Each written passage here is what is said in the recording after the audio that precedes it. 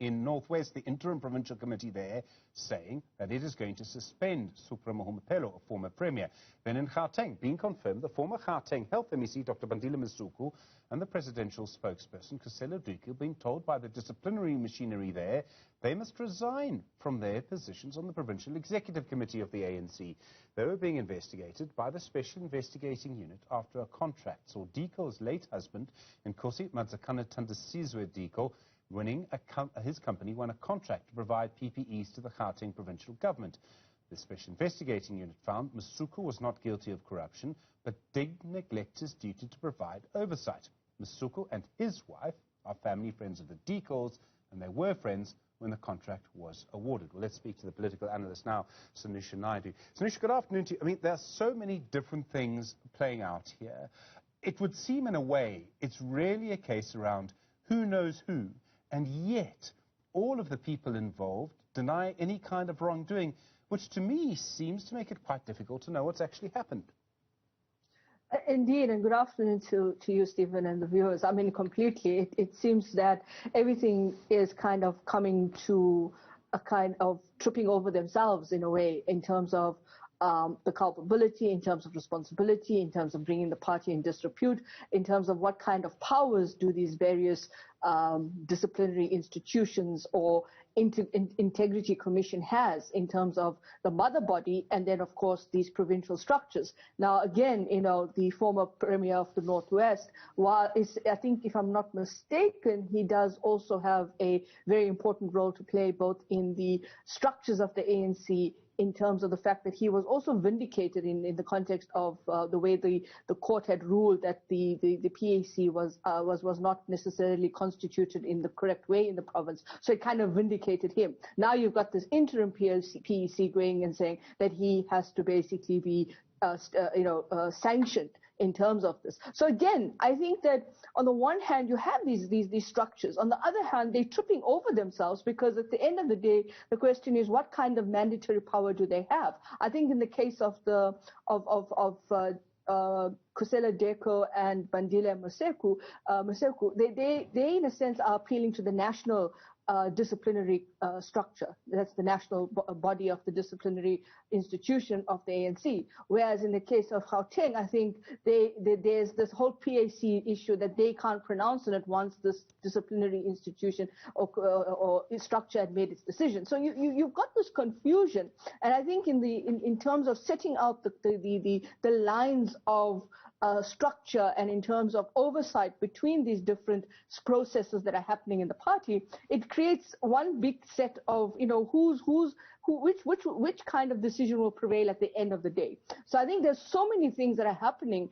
at the same time that it is becoming quite a massive kind of oversight, but a complex set of oversights that nobody knows where it's going, how it's going to play out. And let's not forget that in a couple of days' time, we've got that 30-day rule of stepping aside coming to effect. So that also is an undercurrent in terms of what's happening right now. Sanusha, I mean, as a general rule, as a journalist, I like to step away from familial relationships, who's related to who. But in Gauteng, I think this matters, and I hope I get all of this right, because it's quite complicated.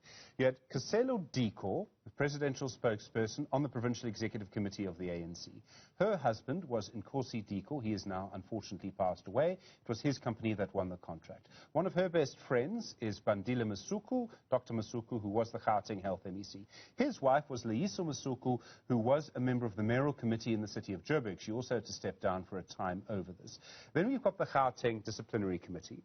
The body that will oversee all of this to an extent is the provincial executive committee of the ANC in Gauteng, and the provincial secretary of the ANC in Gauteng is Jacob Kawa, who is Khusela Diko's ex-husband. I mean, you put it all together like that, and it gets, I mean, there's a sort of tangled web of relationships in a way that sometimes are irrelevant. But in this case, I think, you know, I'd plead relevance, Your Honor. It's a messy affair, isn't it? It's not just a tangled web. It's a tangled web of patronage networks as well. And very often, I think that when you have these types of complexities and relationships that are in such a complex context within each other, it's very difficult to untangle these different relationships. And it's very difficult to say, I step back from here because I think the statement that Khusela Diko's lawyers presented today was that there's no rule in the ANC to say that she had to inform anyone in the party or the higher echelons of the party structure, even in the province, to say that her husband had her late husband's company attended for this. So she's contesting that. But in the context of what the implications are, the undercurrents of what this means is that you and I both know in a context of networking, it doesn't have to happen in a formal way. And so it gives the impression that it is a dynastic set of complicated patronage networks that just keep going in a loop. And at the end of the day, political parties of the ANC caliber and nature are very often going to be caught in these kinds of patronage networks that become complicated, not just family affairs, but complicated affairs of different interactions and different types of connections. So at the end of the day is nobody, I think, it's the ethical issue. It's the question of whether you feel that you need to disclose or whether you think you have not done anything wrong, and therefore disclosure is not a rule that needs to be something that you apply to yourself.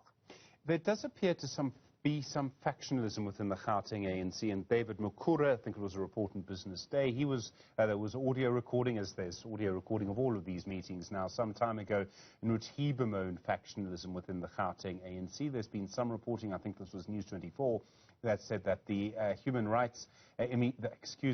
Settlements MEC in Gauteng, Lebogang Maile, was looking at trying to oust David Mukura. There was some sort of power struggle. Now, the allegation will come, and I think it's almost sort of been made, but very subtly, that there is sort of factionalism around how disciplinary decisions are made. Now, when that happens, the picture gets complicated further. Mm-hmm. Absolutely. I think you can't ignore the factionalism element as an undercurrent to all of this. I think when you think about it, Stephen, it's a fight for survival. It's a fight till the end. Nobody's going to give up what they have. And if it means that you play out your politics in the way that you've leaked audio recordings, in the way that you've played in terms of this disciplinary issues, in terms of who needs to basically step aside based on the idea that based on the rule that there are those members of the ANC that have criminal court proceedings against them, and then there's the alleged issues around should you disclose. All of this means that you're going to have casualties, and the casualties are going to be how these different factions start to pull out the different types of weapons. And of course, it's not just about the battlegrounds. It's about who wins the bigger war in the ANC, and that's what it's really about. So right now, I think when we're approaching this 30-day period, it's very hard not to think about the parallels that exist between what's happening and how it's playing out. And I'm not surprised. It's not something new. I think it's just becoming more intensified in the fact that it's getting to a point where it's so untenable that, you and I both look at this and think, this is something we've seen so many times, but it's now becoming a serious issue in terms of how much is at stake in terms of vested interest and different issues that underline people's political interest in the party, but also their economic survival and interest in the party. So are they willing to pull out all the stops in order to ensure that they get ahead in terms of these factional battles? Now, all of this is happening, and this is again within Gauteng, where the Gauteng ANC has control of the province by just one seat in the legislature. So if all of the opposition parties were to bring a motion and just one member of the provincial legislature for the ANC were not there, they would lose power. I mean, the Premier, there would be a vote of confidence in the Premier, and the ANC would lose. We have this reported infighting, factionalism, as we've just discussed. We have the alleged corruption. Let me just reiterate that the SIU said that Bandile Masuku was not involved in corruption. The court agreed and said it was around neglect. But you would think, I mean, we've got local government elections soon, you would think in a situation where a political party has control of a province by just one seat, I mean, we're talking like 50,000 votes or fewer, I think it was in the end, that the party would consolidate, unite, work together, try and keep control. And that's not happening. The reason I bring this up is that the ANC itself, the national ANC, is now at 58% of the vote. And it does not show many signs of consolidating either. Yeah, you would think that they would have thought about this after the national elections in 2019 and the provincial results. But unfortunately, I think that the interests are so much bigger than consolidating the party's electoral footprint and consolidating the party's provincial footprint in terms of the legislature and in terms of where they want to be in the 2021 local government elections, that they're far removed from that. And that is where I think the rubber hits the road for the ANC, is that they're so far removed from what is their basic ethical, moral stance, their value base that they keep talking about, which is really not there, because they're not necessarily thinking about what's going to happen to them in the 2021 election. But unfortunately, we have a PR system, a proportional representation system in South Africa that doesn't need much to get into a kind of 50+1%. But it does mean that they'll be looking to see whether coalition partnerships and coalition governance will be the way to go. But again, the party is weakening itself in these kinds of battleground fights and factionalism fights. You would think they'll consider the bigger picture in terms of their sustainability, their relevance, etc.